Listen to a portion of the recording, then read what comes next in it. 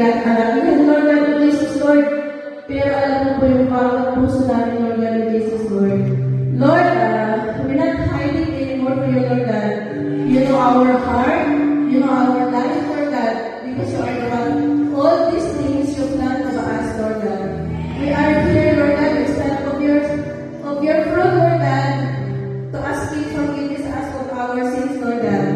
Sins of work, sins of talking, sins of what we're doing, Lord God, because as a human being, Lord God, of Jesus, Lord, na nagkakamali din kami, Lord God, of Jesus, Lord, na ikaw patuloy na magabay sa amin, Lord God, of Jesus, Lord, sa pamalang-araw, Lord God, at sa aming pamilya, Lord God, na Lord, we don't have the power, Lord, na proteksyonan sila na, Lord God, of Jesus, especially in the Philippines, Lord, our family, Lord God. I know, Lord, you are the big Lord God. You are the one who the miracle of our life, Lord God, of Jesus, Lord. Na you know, Lord God, na ikaw ang magpupuntik sa amin lang, Lord God, especially sa mga mahal namin sa Pilipinas, Lord God, of Jesus, Lord, na ikaw ang magagabi sa